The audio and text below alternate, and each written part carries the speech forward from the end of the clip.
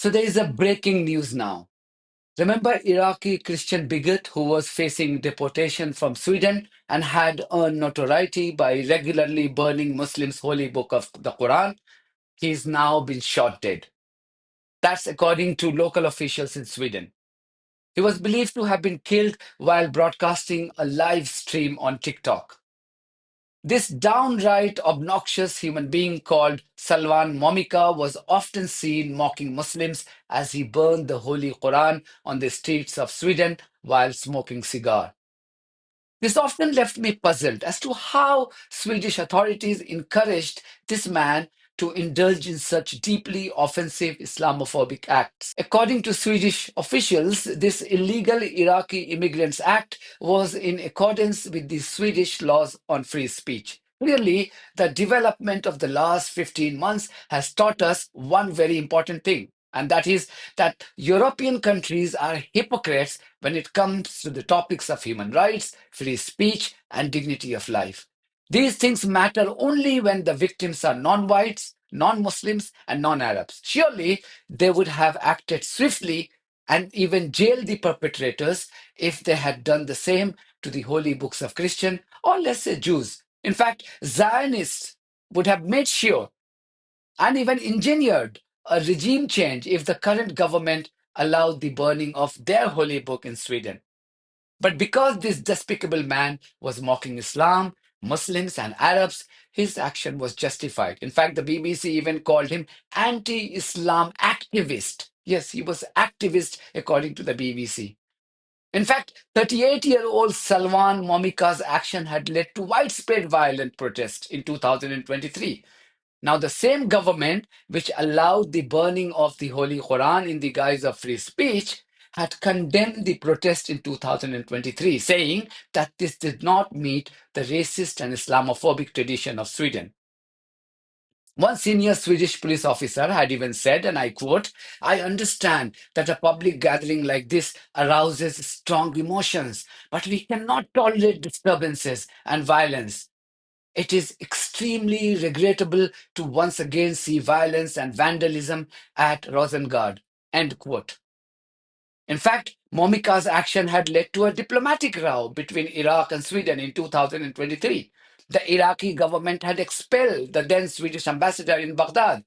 The Swedish embassy in Baghdad was also attacked by angry protesters.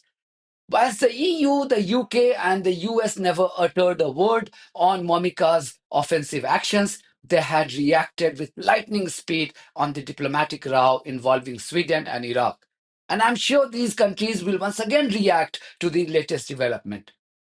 The US had even said that it was unacceptable, yes, unacceptable that Iraqi forces did not protect the Swedish embassy.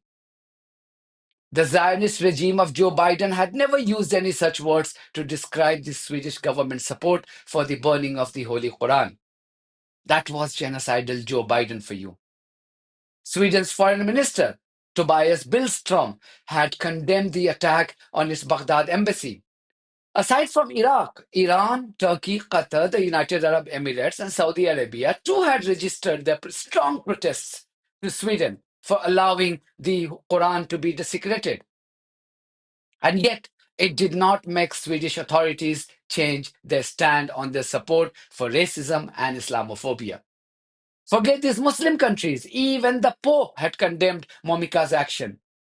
That's what any sane person would do. How can you support mocking of and hurling routine abuses at people of other faiths? How is that a civilized action? This is exactly why I say that these Western countries have been completely exposed now. The next time they lecture the world on human rights and freedom of speech, just treat these statements with utter disdain.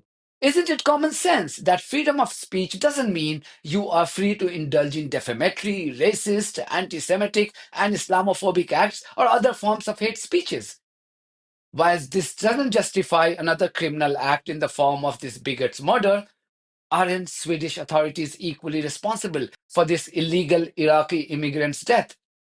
Shouldn't they have acted swiftly when he first resorted to such a heinous act? Momika was charged in August last year alongside one other with what authorities said was agitation against an ethnic group on 4 occasions in the summer of 2023.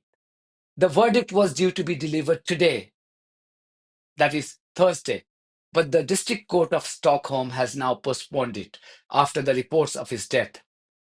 It's not surprising that racist thugs like Tommy Robinson admired Momika's actions. Like Robinson, currently languishing in a UK jail, Momika too had publicly supported Israel's genocidal campaign in Gaza.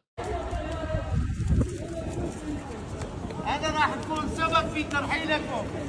أنا راح أكون سبب في ترحيلكم من السويد. This thug, Robinson, had even traveled to Sweden to meet his bigot friend. I am in Sweden. I've come to visit a certain gentleman, and his name is Salwan. Say hello, Salwan. Hey. Who is not afraid of death. That's his words. He is not afraid of death because he has a message for the Swedish people and the European people. I'll be bringing you the content and the story of what this gentleman is doing, the danger he faces, the failures of people to stand up for him at times, and what you can do and what we can do to support him in gaining his safety. Cheers. I'm a firm believer of free speech. That's what a journalist would do. But even we journalists know that we have our own limits to what we can write or broadcast. Without such checks, our society will simply become a hotbed of anarchy, chaos, and lawlessness. Anyway, that's it from me. Thank you very much for your support of this platform and our journalism on buymeacoffee.com and Patreon. If you too think that our journalism is worth supporting, then you too should consider becoming part of it. Details are there in the description of this video. In the meantime, if you haven't subscribed to my channel, please do so, because that's one of the many ways you can support independent journalism. God bless you all.